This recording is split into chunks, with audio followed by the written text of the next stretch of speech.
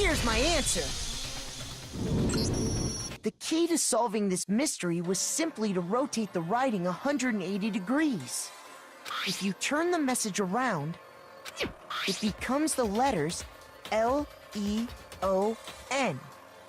L-E-O-N, or more accurately, Leon. What? What the hell are you talking about? It's just a coincidence. It's just a bunch of random squiggles that happen to look like my name. No, it's not random at all. She wrote that message on the wall behind her as she was leaning up against it. In that position, she couldn't move to write normally, and had to write upside down, as it were. And as a result, when you look at it standing in front of her, it ends up getting flipped. Try it for yourself if you want. Write something sitting like her, and the letters will be inverted. That sounds like one hell of a stretch to me. I'm the killer? You can't just go and say shit like that. If you're not the killer, then why did you try to destroy the evidence? Huh? You know what I'm talking about, right, Makoto? The evidence Leon tried to get rid of?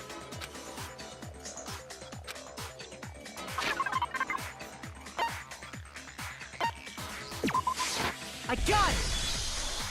You mean the burnt shirt piece I found laying on the ground by the incinerator, right? As the killer stabbed Sayaka, they must have gotten some of her blood on them. And to dispose of the shirt covered in the victim's blood, they threw it into the incinerator. But one piece burned off and got left behind. And the killer didn't notice.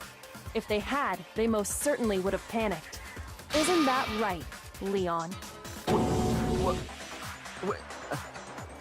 But is one scrap of fabric enough to conclude that Leon is guilty? Yeah, I mean, Leon's not the only one wearing a white button-up. That's right! There are plenty of other people here with shirts like mine. With just that one little charred piece, there's no way you can say for sure who it belongs to. You're right. That alone isn't enough. But there are some other points that may reveal the truth. Are you finally starting to understand? The answers to all the riddles are right here. Yeah, I think so.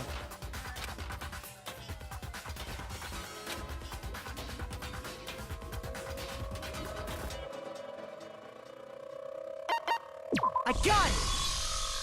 If you look closely at how the shirt was disposed of, we should be able to figure out who the killer is.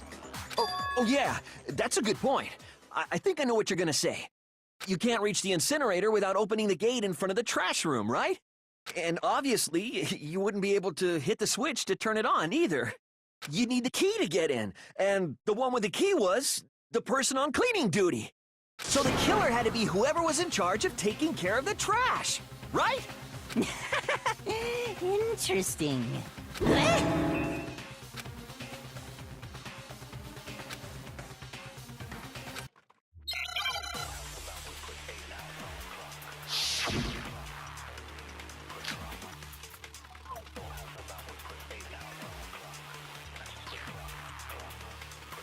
The key to the trash room. Whoever was on cleaning duty must have had it, right? So the only one who could get to the incinerator was the person in charge of the trash? And you'd have to get close to the incinerator in order to destroy the evidence. Which means the only possible suspect is whoever had the trash room key. Okay, so the person who would have had the trash room key was... Huh? Me? No!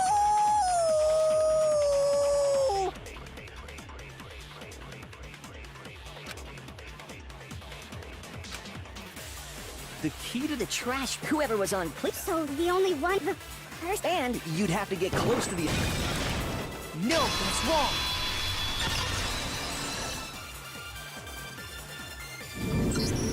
Hold on. I think I know how someone could dispose of the evidence without using the trash room key. But if you can't get past the gate, you couldn't possibly turn on the incinerator, could you? Yes, you could. If you used this. What is it, some kind of glass ball? It's busted to hell. Actually, it was supposed to be a crystal ball, but, But how would you use it?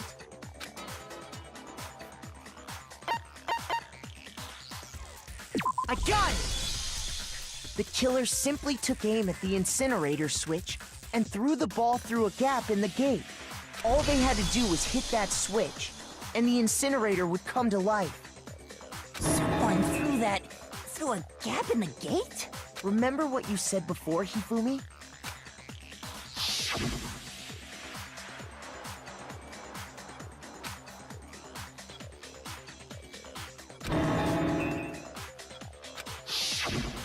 Hifumi had the key, so the only way the incinerator could have been turned on without his knowledge was because the killer was able to hit the switch without opening the gate.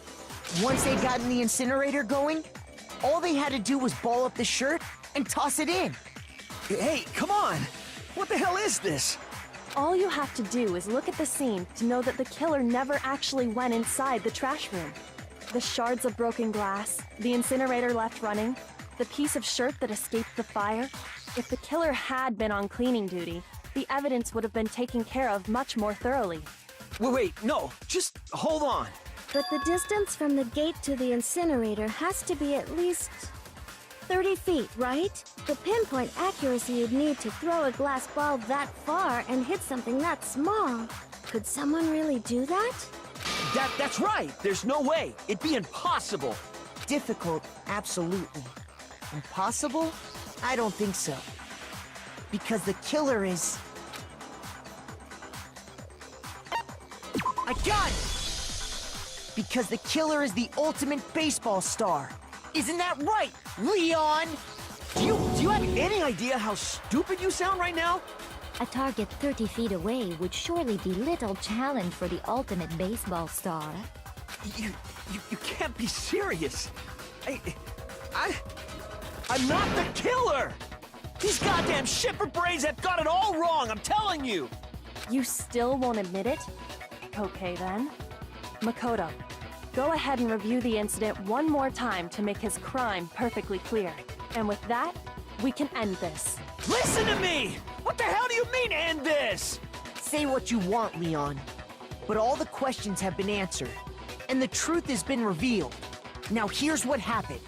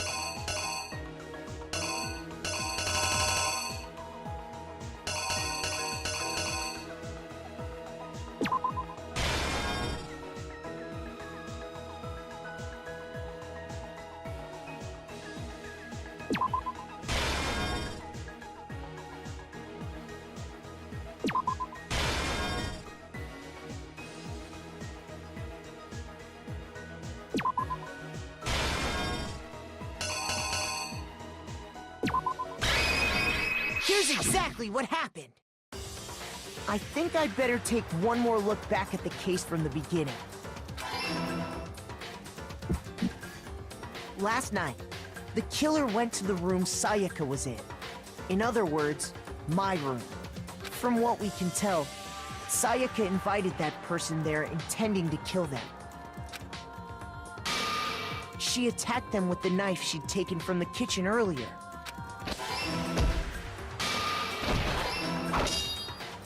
But then something happened that she wasn't prepared for. They grabbed the fake sword I'd put in my room and fought back. During the struggle, a strike from the sword broke Sayaka's right wrist.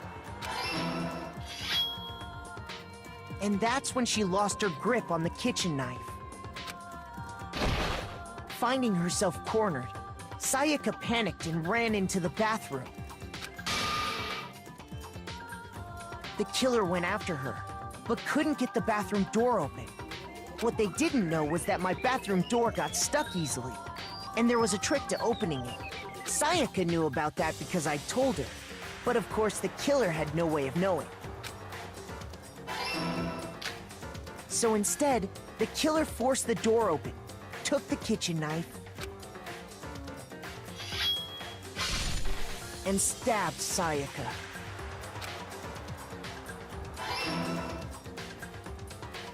But with what strength she had remaining, Sayaka left a dying message. To keep the killer from noticing, she wrote it on the wall behind her.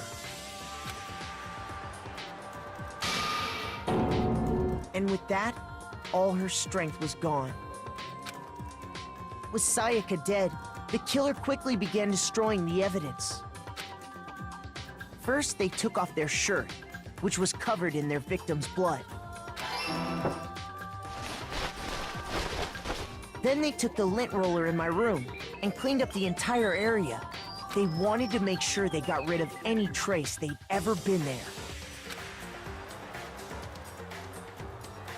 Afterwards, the killer headed to the trash room to destroy their bloody shirt.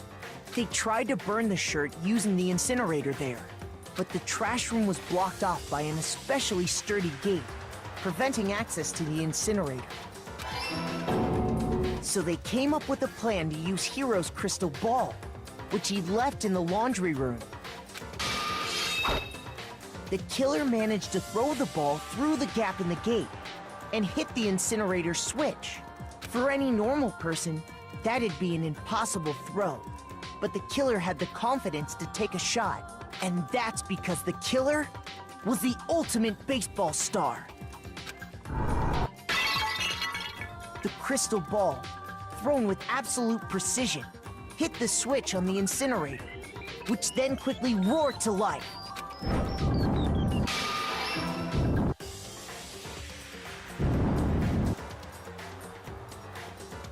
Having destroyed the final piece of evidence, they left the area with, I imagine, a sigh of relief. But there was one thing they missed.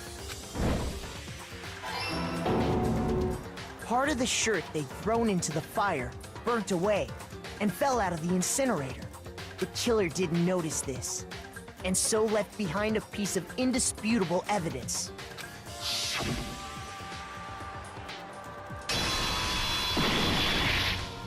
Isn't that right, Leon?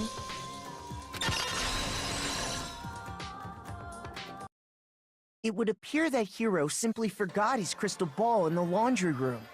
You went there to try and wash the blood out of your shirt, and that's where you saw it, right? Seeing the ball, you thought of a way to take care of everything. So, Leon, do you object to anything that's been said? Do I object? Hell yes, I object! Of course I do! I object! I object! I object!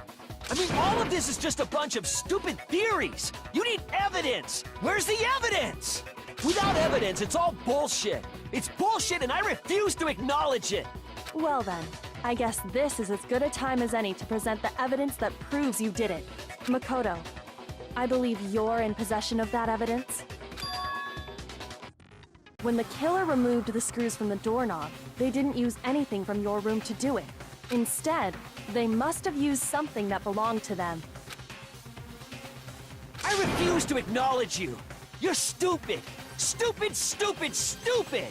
Stupid, stupid, stupid, stupid, stupid, stupid, stupid!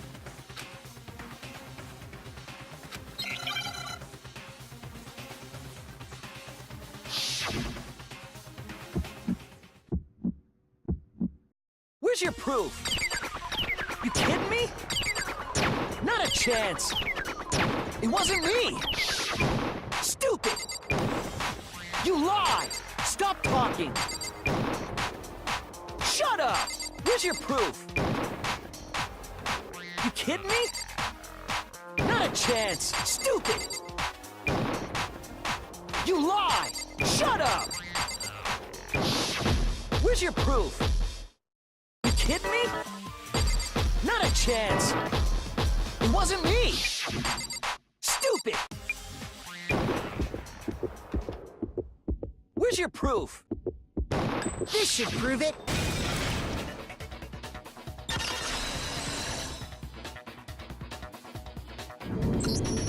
The screws on the bathroom doorknob were removed. I wonder what kind of tool the killer used to remove them.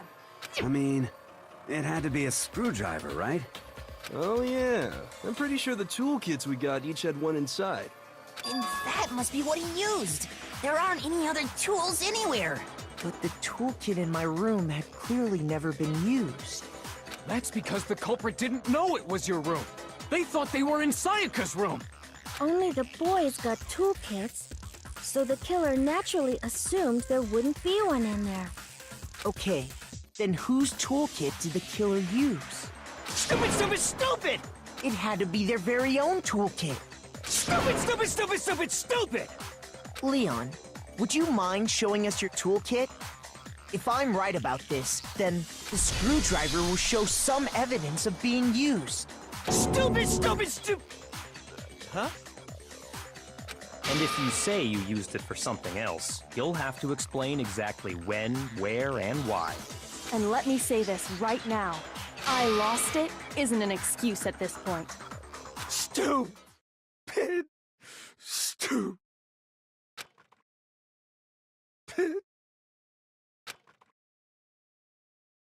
So, you have no rebuttal?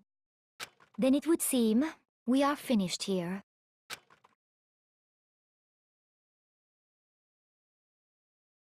Okay, then let's get excited! Who will be chosen as the Blackened? Will you make the right choice? Or the dreadfully wrong one? What's it gonna be? What's it gonna be?